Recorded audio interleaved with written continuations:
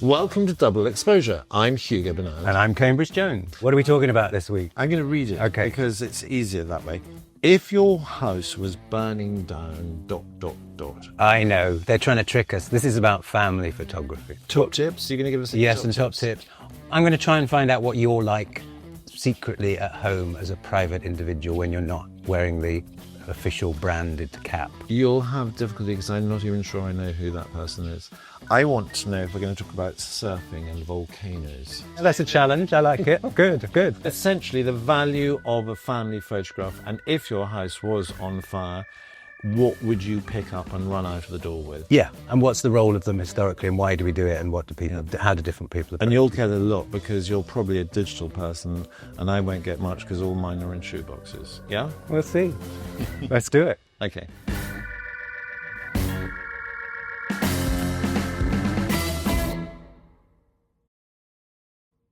Weirdly, it has kind of happened to me. No. And weirdly, I can think of two other friends it has also happened to. One in the recent LA stuff where they lost everything. Ooh. And interestingly, and this hadn't even occurred to me when we picked this subject, I'd like to quickly say that the producers picked this subject. Yeah. We're being challenged by it to see if we can actually make it work. But when this subject came out, this hadn't occurred to me. So he's a film director. He lives in LA. His entire house and all his belongings were gone. And one of the things we as friends did, literally the only thing we did really, other than send consolation, is to put together a photo book, an album of photos that we shared between us for him. So he had some memories. Yeah. So, That's a really lovely idea. So we started heavy. Where are we going? Yeah, God. No, but so the idea is most people say they would run for the family album. Yeah. And so if we talk about family photography, are we talking totally non-professional photography, just happy snaps? Or are we talking about taking a family portrait and the value of a family portrait? I think we're taking our professional hats off and thinking of ourselves and what we can bring to the table in the discussion around the subject of family photography. Mm. And I can tell you that in the Peloponnese, where my family has a house, as you probably know, there are lots of fires in Greece a lot of the time. And there was a year where you could see the flames coming towards the house, towards the village. And interestingly, I wasn't there. I was actually photographing in UK. But I got this call from my wife saying, we're now seriously worried and we're going to leave. And she took my two daughters and my basically photography album, if you like, but by now it's all become on a computer, which is something we should return to in this conversation, I think, is where are these pictures housed? Yeah. And she literally stuffed that in the car, told the kids to grab one toy each and headed down towards the sea to be safe. And the happy ending? Yeah, it never got there. Yeah. The fire never got to the village, or it was stopped before it did.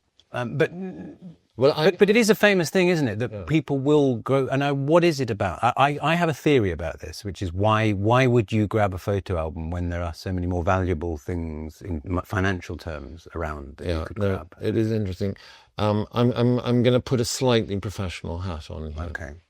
Because I feel it's very relevant and it answers the question for us. Yeah. In my long career of being a photographer, I have often photographed families, sometimes just the children, sometimes with the parents. But on 3 occasions, and it doesn't sound much, but when I think about the number of families, 3 occasions I have photographed a family as a surprise gift for one of the parents' anniversary, birthdays or something like that. And this father rang me up and he said, very categorically, he said, listen, never have I been happier when this morning in bed I opened a box and it had a frame and it had a picture that you've taken. It is the most beautiful photograph, and thank you. Yeah. But 15 minutes later, I became really sad and I need you to know why. And he said, you have taken what is going to become a family heirloom for me. Lovely. I'm not in it.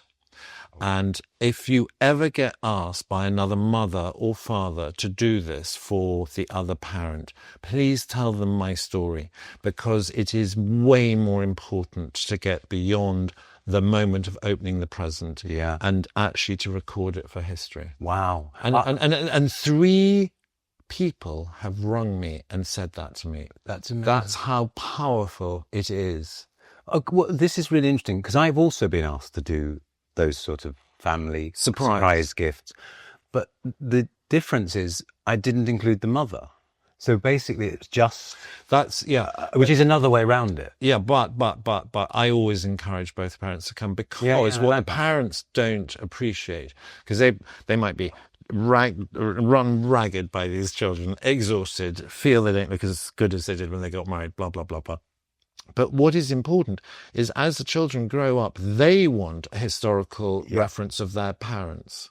And so I always encourage everyone to come to the shoot. Bring the dog, whoever, everyone who's important. You're so brave. I always encourage everybody possible not to come to my shoot.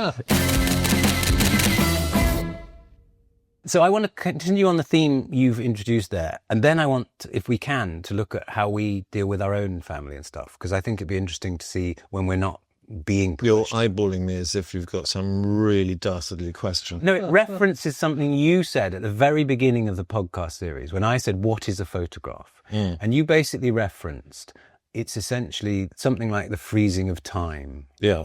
And there was a quote about the flow of time. Photography has the ability to stop it and give you a slice of time. Yeah. And now, if you align that with the idea of family and children going from these tiny babies, you know, that can fit in your palm of your hand, up to these fully grown humans who set off into the world, that weirdly goes, having done it myself, as we both have, that goes very, very fast. And so I think being able to capture any moment in that very fast journey is incredibly more valuable than once you reach adulthood. You change, but you don't change at that rate. But it is funny how when you take those family portraits, it's so interesting. A lot of psychology comes into it. I think way more than people understand. And there's 2 threads, and I'm probably going to forget the second one before I finish the first one. Well, that's all right, because you ignored mine entirely. So please continue. No, but it's that thing of the casual portrait or the professional portrait. Yeah. And when you do the professional portrait, as a photographer, how do you represent that family? And I try to avoid hierarchy. I don't want the father sitting sort of grandly in a chair and then the wife maybe standing behind, or the children in age order. I much prefer everyone to be sort of tumbled on the floor and everyone connected. And there should be, Poussin used to paint these amazing paintings where every individual was connected. It might just be from the juice from the grapes that were dropping into the cup that someone else was holding. But there's a line that goes through. And when you do a family portrait, I think it's really important to find that line so that when they look at the picture, it's not just a picture of ugly mugs. It's actually a composition in itself. Let's stick with family for a minute, though. Did you say you had a second line you wanted to go? Because I want to ask you something, if not. Yes, but I forgot. Okay. Well, I mean, at some point, I think we're going to have to look back through history and sort of what is the role of a family album and a family portrait, going back probably to painting, going back. Somebody said... I remembered it. Okay, go on. Well, because remind me then to come back to cave paintings. Okay? Cave paintings. You go with your line and then we'll come back to cave. So while I love breaking it down and getting rid of the hierarchy and making everyone be an equal part of the family unit, I also really admire, I think it was like the sort of Edwardian era of photography, where you'd photograph the entire family and the estate workers and the house workers, and it's in front of the house. And it was like a royal sort of photograph. But there's also... in their Sunday best. But there's equal value in that. That's like the opposite of what I've tried to do, because then you have everyone there. Now, when you do big family groups at formal occasions, and specifically talking about a wedding, all those little subgroups, forget them. Because no one's that interested. If you walk around someone's house, if they've got weddings, there's only 2 that they put up. It's the big family tree. Oh, look, Auntie Bethel, she died. Is Bethel a name? Auntie Ethel, she died, but that's what she was looked like. Oh, look, she married him. But that's so funny, because we spend hours, don't we, when we're asked to do this? I don't. Can you come and assist me on my next job? I just say, this is what we're going to focus on. So we've broken down, we've got sort of the official family portrait we should talk about, which is the kind of Sunday best in front of the house. Yeah. We've got the family album, which I want to come back to as to how we both approach that. And then this sort of third category of the wedding type family, the big wider family group. Something I've got to tell you because I'm going to forget it. Okay, go on. But I don't really like using Photoshop, as I've explained many, many times. Because I don't like cheating, which is because I am more than happy to edit in a way that I might have edited if I was printing from a negative, but you don't really move things around. You change the light, you change the density, you change the contrast and stuff like that, and I'm happy to do all that. But there was one particular family, and they'll know exactly who they are if they ever listen to this.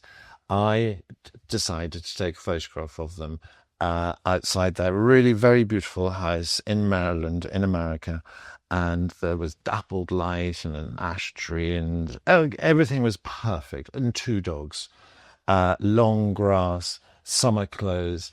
But I could not get the 2 teenagers and the 2 parents to come together in one picture. I tried. And then I just, in my head, said, just keep shooting and you're going to stitch these pictures together. Anyway, that's what we did. We put the best of the mummy, the best of the daddy, the best of the daughter, the best of the son, and the best of the dogs all into one picture, sent it off. And my friend rang me up and said, "Oh my God, Hugo, this is the best photograph. We all look so fabulous. You must have cheated. You must have cheated." And I was like, no. That is exactly how you looked on the day, which is not a lie, because that's exactly how she looked and how he looked. I didn't tell them. So he wasn't aware it was a composite? None of them were. And they said, I can't believe, I can remember how much stress it was. And I said, oh, thank you. And put the phone down. 5 minutes later, Hugo! And the daughter had just said, my daughter's just pointed out she's got 6 fingers. And then we looked, and we'd stitched anyway. So if you're going to use Photoshop, the top tip is use it well. Yes, and we now have the 6-finger rule. Every time we do anything on a picture, we have to say to ourselves, 6 fingers, 6 fingers. It's so funny. I spent about a day shooting the band Take That in different formations to try and get them how I wanted them. And I did exactly what you've just described. In the end, I thought, I'm just not getting this. But individually, they gave me magic. Yeah. And I'll put it on our Instagram, but Hugo and Joan's Instagram. But it's eventually what you're looking at is a really dynamic, interesting group of people who are not together in real life. They're all individually on a white screen. Well, it's really interesting what you just said there about they now look like they're all together on the set, because I think when you take these family photographs, the banter, the chat, the whatever I'm giving, I'm trying to get the same reaction out of each person at the same time. Yeah. And I call it temperature of smile, because either you have everyone with the same temperature of smile, or you have everyone very different. Yeah. Because if you've got one person guffawing and one looking pensive, that can only work if everyone else has an extreme expression as well. But when you've got everyone basically with, let's say, temperature 7 and one person with 10, that's really annoying. You need to sort of tone it down.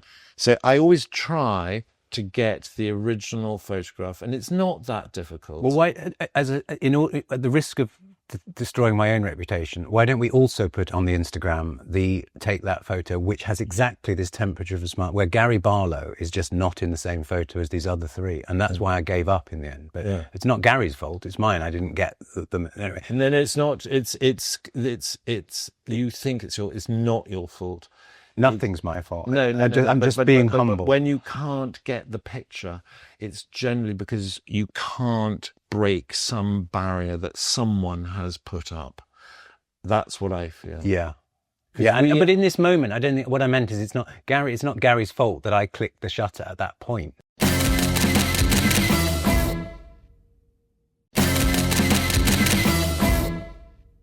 Cave paintings. Yes. When I said to somebody that I was going to talk to you this week about family portraits, he said to me something very interesting. He's a doctor, but he's also a photographer. He's very interested in it.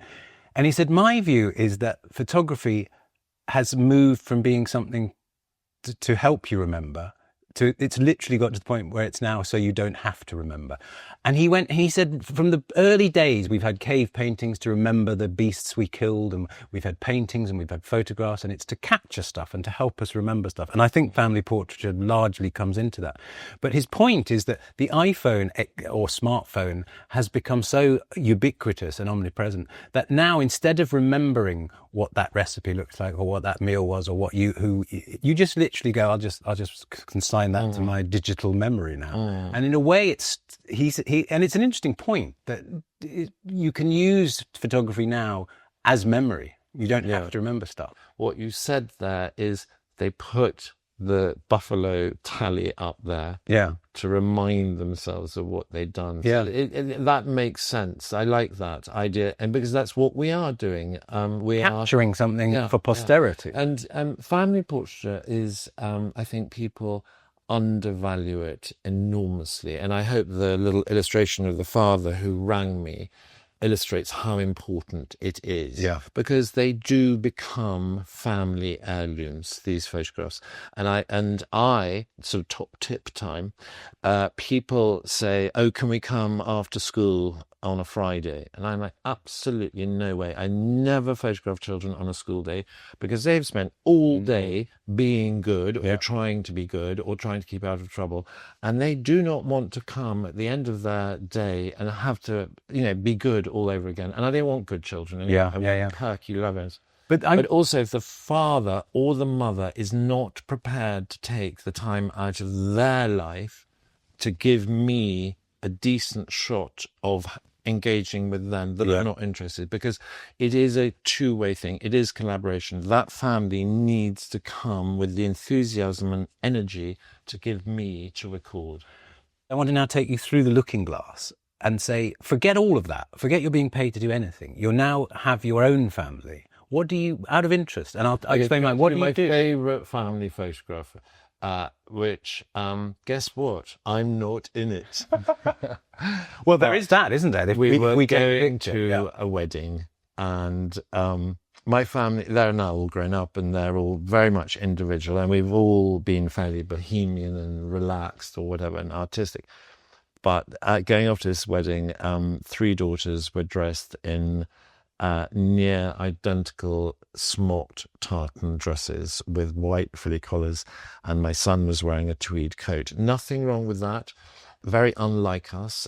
Which is a Scottish wedding. Yeah, we'd inherited these clothes and I thought, sod it, let's make most of them. And the thing that makes it really funny is my wife has got her hair in curlers, and all the children, fascinated at that young age with curlers, have put curlers in their own hair as well. So it's the most fantastic snapshot. And it is a snapshot. A moment in it time. It has almost like a historical, painterly look to it because of the seriousness of the clothes and the seriousness of the expressions, with this ridiculous image of these little children, including my son, with colours in his hair. But that's lovely, because that single, is that just one picture or is it part of a series? No, it was the equivalent of an iPhone snapshot, but we've had it printed up because it's that much fun. Do you have family albums with photos in? We do, but they stopped being created around the turn of the digital entry. It's so sad that. So we carried on. You know how you can send your photos off and get printed into a book. So if you wander into my kitchen, you'll see about, I want to say 800, but not quite as many, of every year. Who does that? Well, we basically, because my wife works with me anyway, our editing ability is uncanny. If you give me 100 photos and say pick the best 5, and then give her the same 100 photos, we'll end up with the same, within a margin of error of something tiny. So what happens is I take a lot of them, she takes a lot of them, I'll edit them, she'll then edit my edit, and then she will print the book. So we do still have family albums. Okay, next question, just out of curiosity, this is just for me. How often do you actually open them and look at them? Silence. Increasingly. It's not often I can silence Cambridge, but I silenced him with that question. I feel guilt washing over me because the very notion of me opening any book It's like I have a wall of a library of books that never get open. Not very often, but here's the honest answer.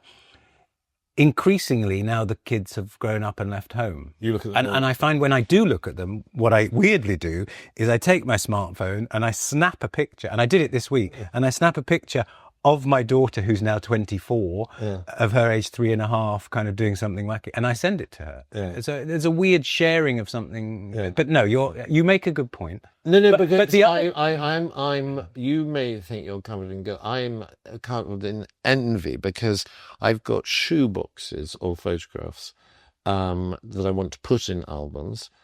Which never, and I didn't even do it in lockdown, so I think I'm never going to do it. And also I've got files by the year on my desktop, which I want to do something, and I just never do it. So an interesting thought has just occurred to me, Hugo. Yeah. You're talking about these shoe boxes full of photos. Yeah. I'm talking about these digital produced books. Yeah. When the fire comes. Yeah. Who's going to be more worried? Because mine are all up in the cloud when I want to replace my... Oh, you see, I'm going to be hurling shoeboxes out of the window, and there's going to be confetti catching the fire. There's a problem with this old school approach. But so you say... But digital, interesting. I have a family photograph, which is one of the most important photographs I've ever taken in my life, which we can discuss another time. But I wanted to print it up about the size of your fireplace, enormous. And it was made into a digital file because I'd taken it on negative. And it was put onto the, completely top of the range floppy disk. I remember. Now, how the hell do I now access this file off a floppy disk? Yeah, you need to do it quickly before they disappear. I know, but you see that you think you're really smart and clever because you got everything on. But in 5 years' time, that disk file be able to read it. Whereas my negatives, people will still be able to print from the negatives. Well, you raise an interesting point. We span. You and I probably, and a small cohort around us, span a very unique period of history where we go from film to those early digital cameras, which weren't good enough quality to make a proper print from, to the common and garden digital camera now, which is incredible quality. And we've gone on that journey, which our children will never understand. I don't know about you, but my kids love messing around with film at a great expense to me. But we have been, in a sense, privileged to go through that span of... photography is less than 200 years old, but in the time we've been doing it, it's probably changed more than almost any time than the very beginning. Yeah. But okay, let's go right back. You're going on a family holiday, say. Let's wind back a bit. So your kids are still at home. You're going on a holiday together. Do you take a professional camera or do you take another camera? Do you take any camera? Totally honest answer. I'm on holiday. I hate packing. I'm a panic packer, and the camera I take will be the camera that's closest to hand and fits in. Right. Can I go serious? Yeah. No, but that is serious and that's honest, and that's what I wanted. But interestingly, I have a separate, cheaper but perfectly adequate Nikon 450, is it called? But the trick I have is a really long single lens from wide angle to zoom, so I never have to change a lens. It's the smallest decent camera I can get, but it has a decent lens, not big, but and that will do me for everything, because the quality I'm needing for a family portrait, it's never going to need to be billboard size. It's never going to have to be blown up. Yeah. And that kind of allows me to throw it around, bring it to the beach, do whatever. That's good, because sand and Tamara's not happy. Where you are is interesting to me on holiday, because if you're in an interesting, like snow to me is very photogenic, or if a hot climate with palm trees. So apart from who you're photographing, there's also where you are, because if there are certain places where on a family holiday I will go mad because it's too rich and that creative spark comes out. There are certain situations where we as professional photographers, people just kind of think, great, Hugo, Cambridge, they're along. Yeah. They'll take the pictures. And I think, I'm on holiday. I do that for a living. Yeah, and I'm showing my less delightful side here. But I definitely think, no, my gun is staying in its holster. Yeah. Right. And almost, I will on occasion, not with the pure family, not if it's my wife and daughters, Yeah. but anything bigger than that. And it happens, all sorts of functions. People think, oh, great, Hugo's here or Cambridge is here. He'll take care of that. And I will quite often not bring my camera, quite deliberately, and certainly not bring it out. Or occasionally I'll put it in the car in case I decide. Yeah. The royal me will decide whether this is. Yeah. But often I just don't want to make the effort. Is that? Do you share that ever, or are you a nicer person? No, it's not that I'm a nice person. I just get so much joy out of taking photographs. But in an environment like that, I want to take the photographs for me. That's why I'm doing it, which is exactly the same. But then they'll ask you for them. Maybe, but they're a gift, so they can wait. Top tips. Okay, with families. Mm-hmm. I think you can take the professional top tips into the non-professional scene. Good. And one of them is bribery. And if you at home can't get your children to do what you want them to do, bribery works. Right. I have a sweet shop opposite my studio. And when the children come, I say, right, at the end of the shoot, if you've been really good, we're going to go into the sweet shop and you can buy anything you like from the sweet counters, which I then had to adapt because I found that they were all reaching for the family pack of biscuits. They were allowed a drink, a sweet and a savoury. So they could buy for us a packet of Smarties and a drink. But never, ever, ever, top tip, never give your children E-numbers before you're trying to photograph them. Wow, yeah. Because they just fire off and you'll get nothing. So bribery at the end of the shoot if you're good. Now that also applies to parents. You sort of have to say, don't do this until the end of the shoot. Now the other top tip. Before you get on to that, I'm just thinking how many complaints we're going to get from Tim Spector and the Zoe app about what you're feeding these children. But carry on. I allow them to buy it, and also the parent has to come in the shop with me because we don't want nut allergies and bubble gum and all that sort of stuff. But the other one is, or another one is, I find it tricky when the parent really wants a picture of the child in their school uniform with their socks pulled up and their hair neatly brushed. So I often feel that's not really the child. And if I'm there, I will pull one sock down or rub some mud onto a knee or scruffle up the hair because I feel that's through there.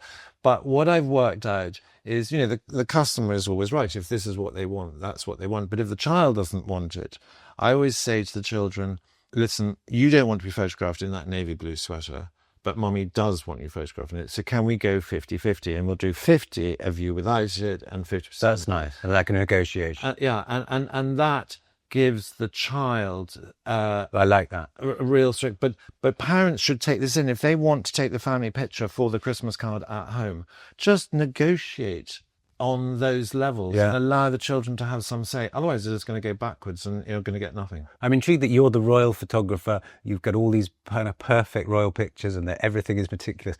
And then you get a kid in and you go, no, not in that blazer and tie. Here's some mud on your knee. Yeah. And in a sense, I'm intrigued because you lean towards that subject we touched on about the portraiture competition at the National Portrait Gallery. You kind of leaned in slightly in that direction of let's make this. And you'll say real. I'll say ugly. Yeah. Maybe. Okay. There's one word which is banned in my studio with families, and that word is smile. As soon as you ask someone to smile, you've killed the moment and you get a fake smile. You have to get them to smile. Yeah. Now, one of my favourite ways of getting people to smile is, you've got everything organised. You're happy with more or less the composition, the lighting, the camera switched on, blah, blah, blah, blah, blah. And you just look and say, okay, can you just say one word for me? Can you say shit?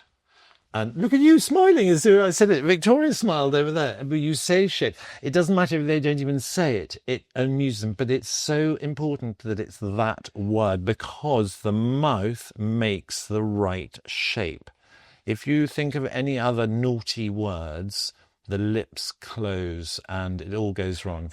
I'm struggling to get to understand you, Hugo, the private family man with his family, unless you're saying I don't really do it, I don't like what taking photos of your family on holiday. And I know maybe in 5 years ago or whenever they were all still on holiday with you, No, we definitely did it. Yeah, definitely did. But did you consciously do it? no, what happened was I decided when our son was born, I was going to photograph him on his birthday every year. We were going to do a birthday portrait. Rather than having thousands of pictures of him until he was 1, and then a few less up till 2. Every year, and I've done this. Okay, and with all of them, and then I had to do it with each one. So they all have family birthday portraits. Okay, and what's really interesting is the portraits have evolved with my style and their age, and when they got to a certain age, they started contributing to what we're going to do. But if you've got 4 children, that's a lot of pictures. Very quickly. And this entire corridor was filled with, and we'd play a game. Guess how old? But I still. And then we used to do a family Christmas card. So twice a year, they had agreed to perform for me and the camera, and at any other time of the year, they were allowed to say, "Go away." But it's that go away moment I'm interested in, because you are so beautifully structured and planned in the way you answer these things, and what I'm interested in is the moment you're halfway up a volcano in Indonesia.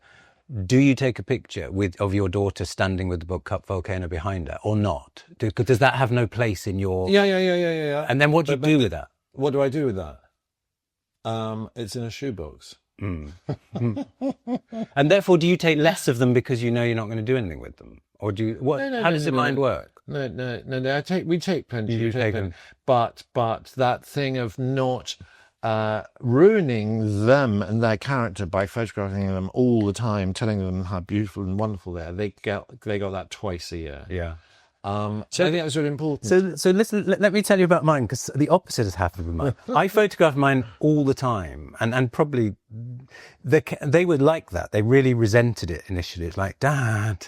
And then somewhere along the line, they just worked out that if they played along, nicer photos appeared of them. So both my daughters have become really good at just switching it on when they need to. Yeah. And it's an unspoken bargain between us that you know, just do it now and then I won't bother you anymore. And so but I do it all the time now. Yeah. Except when someone else wants me to.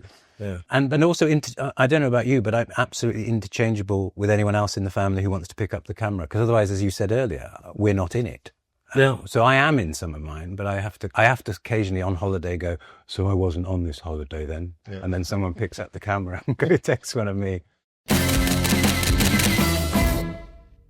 Okay, but you're not trying to create photo albums all the way through their childhood. You stopped when the Do you know, film stopped. I was really pleased. The first time it happened, I was out of the country, and it was my son's birthday, and these portraits were always taken on their birthday, because it's so much nicer looking back. That is what I look like age 16 or 12 or 10, and I do it with adults as well. If they say they want their portrait taken, I say, let's have a reason, and a birthday is a really good time. And people make more energy and whatever. But I was in Tanzania. My son was in London, and it was a long time ago. And we managed to get an internet connection. I had to climb to the top, not of a volcano, but of quite a high hill.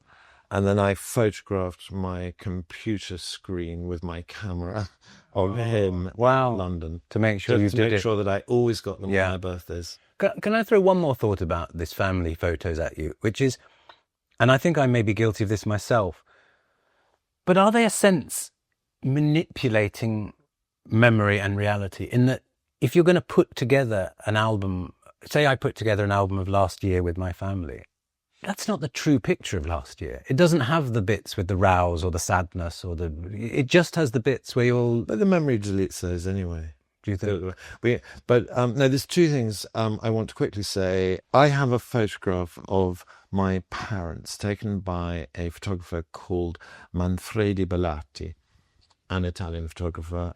And they're looking, I think, impossibly cool. It was taken in the early 70s, late 60s, and they're with 2 friends, and they're sitting on a sofa, and no one's looking at the camera, and they're all just having but it's a family heirloom, that picture. They look so glamorous and so whatever.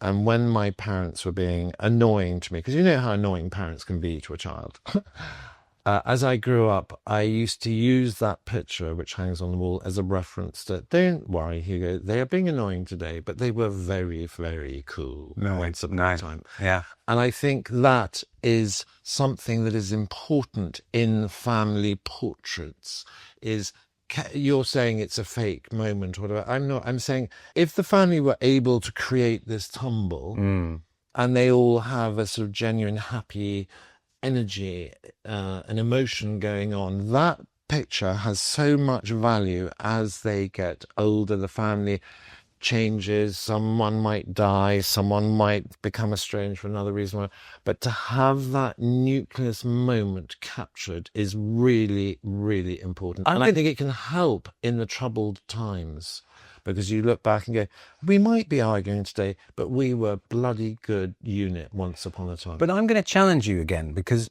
I think you keep slipping back into what I would describe as a sort of semi-formal shot. Even that one of your parents, there's a photographer in the room. He's capturing something. Presumably he's there to do a shoot. He's in the picture because he put it on a self-timer. Oh, is he? But that's, to me, that's not the same thing as you're on a beach holiday or a ski holiday, or you're climbing a volcano. No, but all those things are totally interlocked. Because, I think they're different. No, because you're capturing that moment. You're doing it on the side of a volcano. I'm doing it in the sitting room or in the studio. But you are creating an heirloom for the family. A moment when we're all together.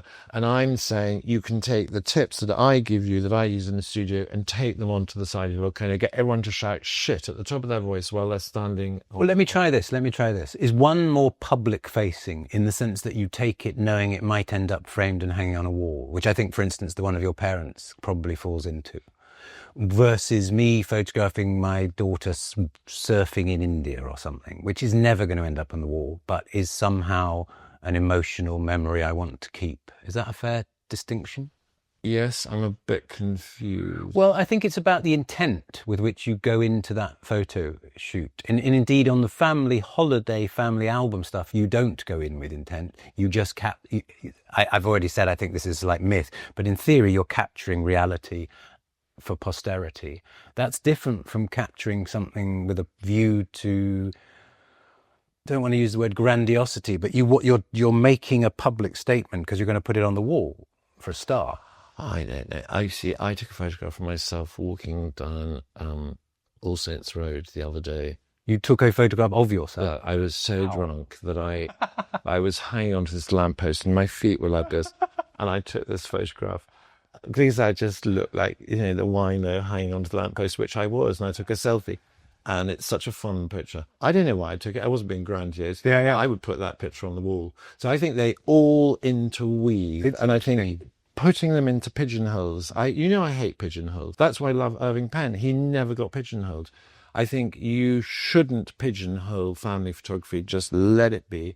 And that moment, the one you're talking about on my wall at home, it was a snapshot, but it is so perfectly composed and lit, and the energy in the moment makes it into a real picture. We're going to have to agree to disagree. Politely. Yes. That was lovely talking to you, and I'm glad we didn't clear anything up. Put endless pictures of your family none. on Hugo and Joan's Instagram account. Do you know what I used to do when I was asked in magazines early on, kind of if I was doing, there were occasions when they wanted family stuff, and I would send them a photo, but I'd change the name so that my family member never got to kind of out into the ether. So there's very, very little of us as a family in existence above and beyond. It's been really interesting talking to you about this.